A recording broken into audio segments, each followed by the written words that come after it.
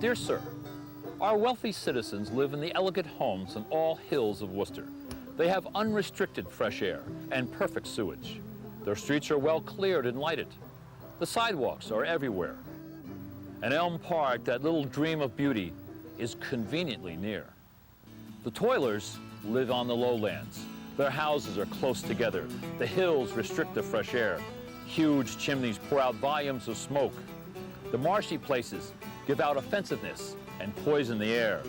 The canal remains uncovered. The streets are different. The little ones are many. While the families of the rich can go to the mountains or to the sea during the hot months of summer, the families of the workers must remain at home. A letter to the editor, Worcester Sunday Telegram, December 28, 1884. Hi, I'm Ranger Chuck Arning with the National Park Service here in the John H. Chafee Blackstone River Valley National Heritage Corridor. And it's clear that parks, open spaces, and their uses can be quite a contentious issue. The growth of a large immigrant working class with different perspectives on work and leisure and the views of the city elite often were in direct conflict with one another. Boisterous games on one hand and refined cultural enlightenment on the other contributed to the rough and tumble of class warfare over limited portions of open spaces in our urban environments. And it's equally clear that anyone who would choose for an occupation to build open parks and create open spaces would have to be a rare individual. Such an individual would have to possess an unusual combination of political savvy, vision, persuasiveness, and a strong foundation in the natural sciences. This individual would also have to have a deep foundation in understanding the complex social dynamics surrounding the building of a park. A rare individual indeed. And one such individual was Frederick Law Olmsted, who not only possessed those talents, but he also set the standards for all to follow in landscape architecture. And those standards are clearly evident throughout the Blackstone Valley, with over 112 projects that Olmsted and his associates worked on. So join me as we explore the impact of Frederick Law Olmsted on the Blackstone Valley and on America.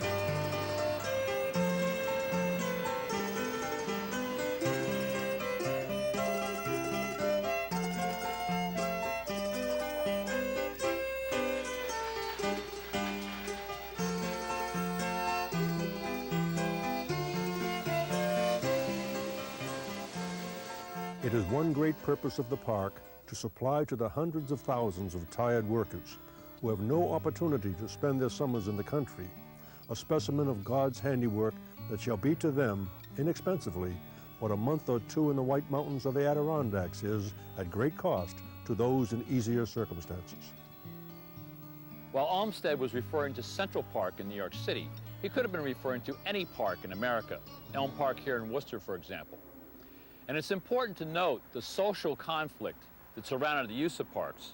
It is also equally important to note the role that urban parklands played as an integral part of the complex system that makes up a city. Olmsted saw that. Olmsted's vision included that. But who was Olmsted? How did he become such a revered planner? There are few places in America that don't reflect his teaching or his vision. In order to better appreciate the man and understand his work, we're going to travel to another National Park Service site in Brookline, Massachusetts, the Frederick Law Olmsted National Historic Site. Now, it's interesting that within the national park system, we often think of national parks as being great natural treasures, the Great Smoky Mountains, Grand Canyons, Yosemite, Yellowstone. But in fact, the national park system is actually made up of over 375 other nationally significant sites that reflect the birth of a nation, our industrial revolution, the rich cultural diversity it shows with America, individual achievements that we all can understand and appreciate. Most of these places are not as well known in our national park system, and yet they all have a great and fascinating story. To hear Olmsted's story, we're going to catch up with Chief of Interpretation Alan Banks at the Olmsted National Historic Site. These surroundings may seem somewhat familiar to you because Frederick Law Olmsted worked on 112 different projects in the Blackstone Valley. So here, being at his business office in Brookline, Massachusetts, it's quite normal to look around you and feel somewhat at home. We're with Alan Banks, who's Chief of Interpretation here at the Frederick Law Olmsted National Historic Site. And Alan, what was it about this individual? What was Frederick Law Olmsted? Well, I think Olmsted can really be considered a true visionary, and sometimes I think we throw that term a lot around, but the work that Olmsted was doing back in the 19th century is really just now coming into fruition.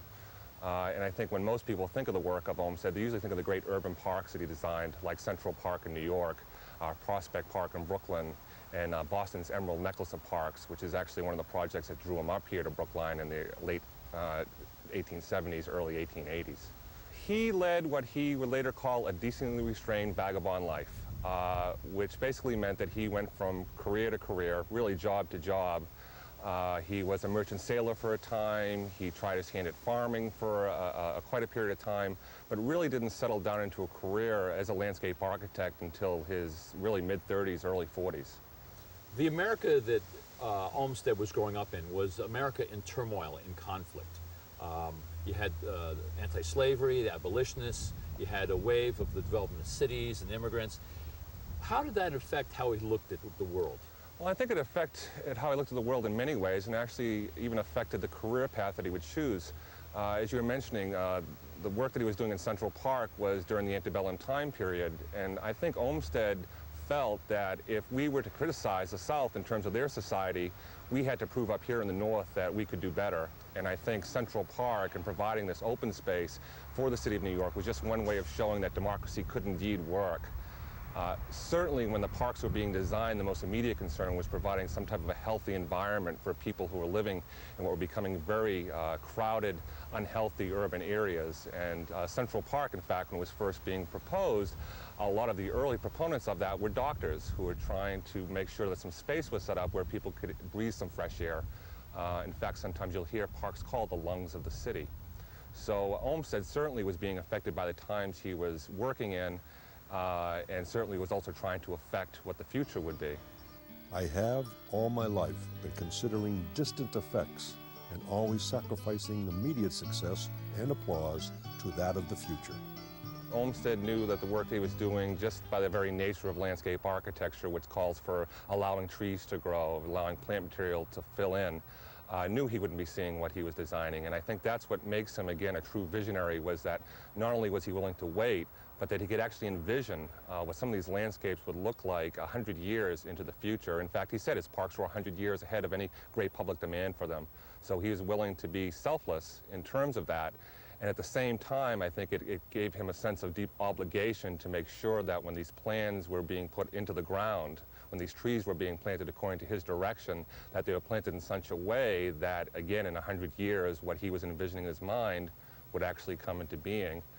And I think in some ways, unfortunately for Olmsted, he never quite came to terms with the fact that no matter how many plans he produced, no matter how many instructions he gave, that probably that landscape in his mind would never come out verbatim onto the landscape. But he did try. Franklin Park in Boston had over 700 plans just produced for that one landscape. And we forget, you know, he was doing this in a political environment. I think that's an important thing to remember, is that oftentimes when you hear about parks being designed, they talk about public health, they talk about the psychological health of parks, but Olmsted was certainly aware of the fact that he was working in a political climate. So when he went to a city, not only would he tout those benefits of parks that I just mentioned, but he could also go to real estate speculators and tell them, if these parks are built, the land that you own on the perimeter is going to be worth a lot more money. He could then, of course, go to the city government and say, well, tax abatements on the land surrounding the park, you're now going to be able to obviously have more revenue. And he could go to the ward bosses and say, if these parks are built, your constituents are now going to have work for the next 10 years. Altogether, we have categorized Olmsted projects into 14 different categories. Again, though he's most famous for parks, the firm itself designed everything, as you were mentioning, from libraries, private estates, such as the Biltmore Estate in Asheville, North Carolina, college campuses and universities. Probably the best known Olmsted senior design is Stanford University in California. But Olmsted's belief really was that all manner of human activity could be facilitated through good landscape design, and again, just not public parks. So Alan, the Blackstone Valley is a good representative of the vast array of projects that he undertook. It is the birthplace of the American Industrial Revolution. How did he look on this Industrial Revolution, this industrializing of America? Well, I think one of the popular misconceptions about Olmsted is that somehow he's anti-urban or anti-city.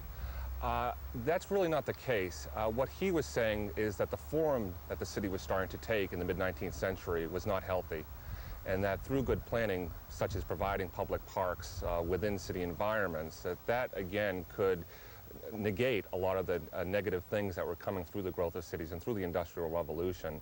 In fact, he didn't say they would actually negate it. He said that parks would be a real antidote for some of those ills. And how did he look on the landscape? I mean, how did he manipulate it? Usually as little as possible. Olmsted once said that the less things seem dressed up by human hands, the better. So he worked in a style that was very, very natural. If at all possible, he tended to keep the kind of the overall features of the landscape, work within that framework, what the English essayist Alexander Pope used to call the genius of the place, the natural things that cause the water to rise and fall. So when Olmsted looked at a landscape, he usually looked at it within the framework of what was there. Now, that doesn't mean that he wouldn't be adverse to doing large amounts of earth moving, and a good example of that is the Back Bay Fens here in Boston, where this had become a very polluted area, was becoming very unhealthy, and there was a tremendous amount of engineering done within that 100 acres of land, dredging, putting in drainage, putting in ways of manipulating the water flow that was coming into the area. But if you come to a place like Franklin Park, which Olmsted felt already had a lot of the features that a park needed, his son John Charles described it as design by subtraction, removing a few trees to open up views, taking out some of the stone walls that had broken up the former private estates, but overall keeping intact the very beauty probably that drew the city to that to make it a park. We want a ground to which people may easily go after their day's work is done, and where they may stroll for an hour, seeing, hearing, and feeling nothing of the bustle and jar of the streets, where they shall in effect find the city put far away from them. We want the greatest possible contrast with the streets and the shops and the rooms of the town, which will be consistent with convenience and the preservation of good order and neatness. One of the things when we talk about Olmsted, we say it is like there's this one person who did work from the late 1800s right up to the 1950s. Yeah. And it really was several folks who came under his tutelage, if you will. Right. I think Olmsted landscape has become kind of like Washington slept here. It seems that he was quite ubiquitous when in fact he not only had his two sons who were landscape architects, but he had a whole firm behind him. And I think one of the things that amazes me about Olmsted, almost as much as his designing skill, is his ability to see talent in other people. It would be impossible for one man to complete all these jobs on his own. It would be impossible even for both his sons to do this. His ability to look at a person like, for example, Warren Manning, who was an expert plants person, and really give him a wide amount of latitude, as long as he knew the general idea of what Olmsted was trying to accomplish, I think was one of his great genius. Olmsted also was significant in development of the National Park Service, wasn't he? Yeah, Olmsted was one of the very first persons to really start looking at what we would call the reservation. An early point in his life when he got an opportunity to actually have a say in setting aside large tracts of land was when he visited Yosemite in the early 1860s and was assigned to a committee to study Yosemite and see what the possibilities were for setting aside its public space. It would actually be his son who followed him, Frederick Law Olmsted Jr., who helped draft legislation that established the National Park Service in 1916. And his son continued to be active within the National Park Service throughout his whole life, up and actually until his death in 1957. Now, when visitors come to this site, what is it that you try to convey to them about who Olmsted was and about his legacy here in America? Well, I think the important thing when people visit this site is they're seeing, in some ways, a reflection of the Olmsted legacy. Certainly, this is where Olmsted lived. This is where he worked, and his sons perpetuated the firm. But what's reflected here is this huge body of work all across the country. So I think what I usually try to do is help people make that connection between this site here and sometimes literally their own backyard. We've had people here who've looked at what we call a master list of projects and looked and saw that the school that they attended was designed by the Olmsted firm, the church where they got married was designed by the Olmsted firm, the neighborhood where they lived was designed by the Olmsted firm. In terms of Olmsted himself, I think obviously his belief that he was here really to kind of set the table for his design and that it had to play itself out over years and years and years. That's why oftentimes he would literally provide owner's manuals for these landscapes. Oh, really? That's a good... How they should be treated. And to a certain extent, what we're providing here at Fairstead, and that's what Olmsted called his home here in Brookline, we continue to supply for this generation those owner's manuals so they can understand these landscapes. Sometimes not because they want to actually take them back to exactly the way that they looked in 1895 or 1905. But the fact is that if you understand the underlying, what Olmsted would have called that noble motive behind the landscape, that even if you make changes, if you do it within the context of what it was originally to do, then it obviously makes things a lot easier. You don't try to fit a square peg into a round hole. And I think that's the one thing about Olmsted landscapes, they are timeless. If you believe that you need green space within the city, and that's the basic premise behind an Olmsted landscape, that you need a place to get away from, if only for an afternoon. If that's still a valid thought, then Olmsted landscapes will be valid for years and years and years to come. It should be well thought of that a park exercises a very different and much greater influence upon the progress of a city and its structure than any other ordinary public work. And after the design for a park has been fully digested, a long series of years must elapse before the ends of the design will begin to be fully realized.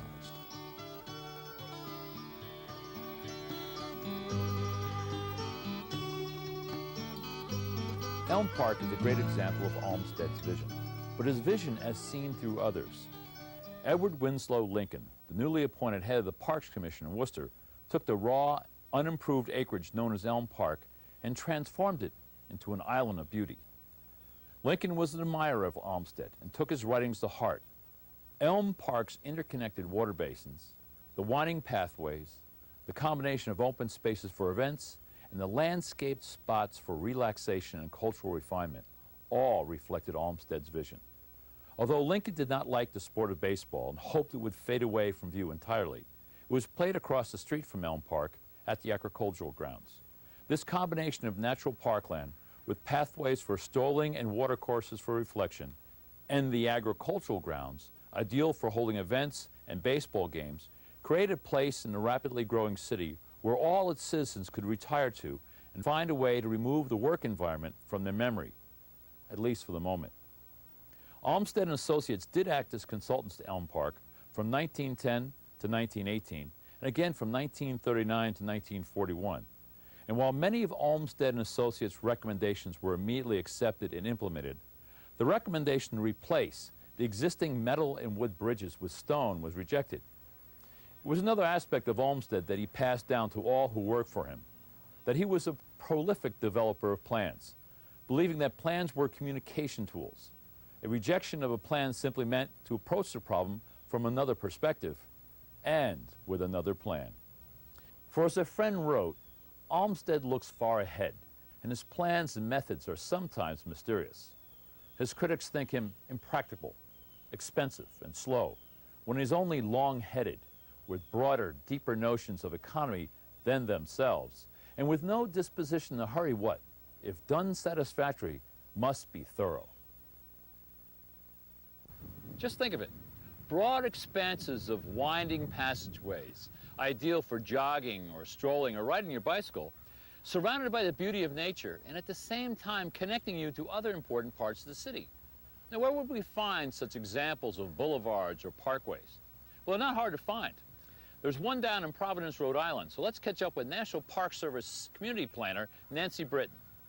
Especially Olmsted had that vision of people living in numbers in cities, and they really needed places to go to be able to experience nature and just peace of mind, to have a place to stroll, even places where, in this case, it's a boulevard for people to drive along and just have a sense of nature in their city. And that was a really important thing. I'm glad you mentioned that this happens to be a Frederick Law Olmsted Associates plan here on Blackstone Boulevard in Providence. How do you develop a plan that has that much foresight in it? Well, I think he had the unique ability to see not just a piece of a city, but see how things were connected. And in this case, it's a boulevard connecting one part of the city to another thoroughfare, Hope Street.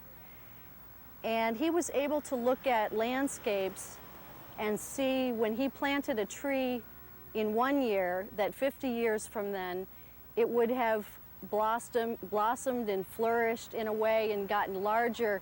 He had a sense of being able to see how that would play out and how different views would take place over time. Really great plans, and you can think of Water Place as being one that's come about, and even the Blackstone Bikeway. You really need that long vision to begin to see how over time more can happen there, things can grow, more can be built on it. It doesn't really stop, it changes, and it has a certain flexibility too. I think that he may have had every man in mind. I just use that term, but it was much more of universal thinking to really bring nature to people in cities. I think some of the thinking of the Drapers in Hopedale was they wanted to create a community that was good for their workers. And of course it was good for the community as a whole. So really it embraced the whole spectrum of humanity, from the worker to the mill owner. It was a wonderful environment for everyone. We should advise you, in the first place, to obtain possession of a strip of ground from 200 to 600 feet wide, extending from the city to the nearest border of your property, to secure its thorough drainage, to plant it with trees and to carry through it a series of separate but adjoining ways, especially adapted in construction, first for walking, second for riding, third for pleasure driving, and fourth to give convenient access to houses to be built on the route. Nancy, this is a pretty remarkable landscape with all the vehicles and all the traffic we have around it. How do you keep it going? How do you keep it fresh? Well, clearly people continue to use it. So it's popular, people know it, they like it, they're part of it. But I think it's also important for people in the community to know that this is a very unique place. This was designed by one of the great American designers of landscapes, and it has a lot of prestige to it. And I think sometimes just recognizing that we do have records at the Olmsted historic site, and there are ways of going back to see what this designer's intent was. And I think that kind of helps us keep a focus. But knowing that landscapes do change, there may be reasons that there would be alterations, and also sometimes trees die. It's good to be able to go back to the designs and see what is relevant to today, and even looking back at different plant material that can be reincorporated into this, so that it continues as things age and deteriorate.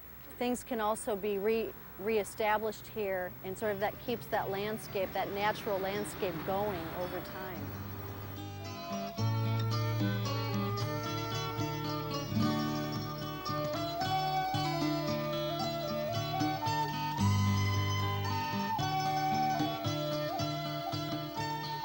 A true representation of Olmsted's work can be viewed in Hopedale, Massachusetts, where one of his young protégés, Warren Henry Manning, provided vision and guidance in the development of this company town in the age of American enterprise. While certainly the powerful influence of the comparatively successful utopian commune of the practical Christian socialists in the mid-1800s had a significant impact on the community of Hopedale, it was the powerful Draper family of the Draper Manufacturing Company who expanded the concept of company town. And it was the teachings of Olmsted who seeded the fertile ground. The Drapers' desire to protect their water resource gave Manning the opportunity to utilize drainage, catch basins, filling and replanting to maintain the natural beauty of the site while expanding its use and enjoyment. Again, Olmsted's standards were plain to see in Manning's handiwork. Rock outcroppings were maintained, plantings reflected the New England landscape. Everything was done to retain the natural character of the mill pond and its environment. In another Draper project that utilized Manning's skill and Olmsted's teachings, the project to expand worker housing is truly remarkable. Manning used the principles of contour planning and the elliptical siting of worker houses, the replanting of trees, and the creation of a berm to shield from the workers' housing view the overpowering factory landscape just around the corner. While it was the Drapers' need to expand their worker housing, they still required that the houses be close to the mill so that workers could walk to work. The sensitivity of the landscape architect and the mill owner in creating an 1896 housing development surrounded by natural beauty, all in walking distance to the mill, is unique in factory town environments. Let it not be for present delight, nor for present use alone. Let it be such work as our descendants will thank us for, and let us think that at times to come when men will say, "See, this our father did for us." The spread of Olmsted's vision worked in Hopedale. Unfortunately, it did not work in Woonsocket. The concept of creating parkland around mills and utilizing natural landscape was not unique to the mill villages of Blackstone Valley. Baseball diamonds, or ovals, were common elements of the mill village, and they were generally located right by the mill. Olmsted and Associates' vision for Woonsocket included utilizing the river as a key component of the landscape. Areas were identified as potential parkland. Other land was identified as not to be built on, connecting the river to the mills. Unfortunately, the concept was not accepted. We don't know who decided not to go with it or the reasons behind that decision. However, ideas don't die, and the concept of utilizing parkland around the Blackstone River is seen today, 100 years later, in the form of River Island Park in Woonsocket. Well, this has been Ranger Chuck Arning of the National Park Service here in the John H. Chafee Blackstone River Valley National Heritage Corridor. And Frederick Law Olmsted set the standard for landscape design. And along the way, he provided us with many valuable lessons that we can and should apply to our communities. And they're really quite easy to understand. If you want to preserve your community's special characteristics, then you need to make sure that everyone in your community recognizes those characteristics and then define the appropriate actions needed to preserve them. Secondly, open space, greenways, parklands can make significant contributions to enhancing the quality of life for all the residents of your communities. But those opportunities, those open space opportunities, need to be acted upon. Once open space is gone forever. So be long-headed. Think well into the future. Consider those distant effects. Plant those seeds that will grow for your children and beyond. So until next time, see you in the valley.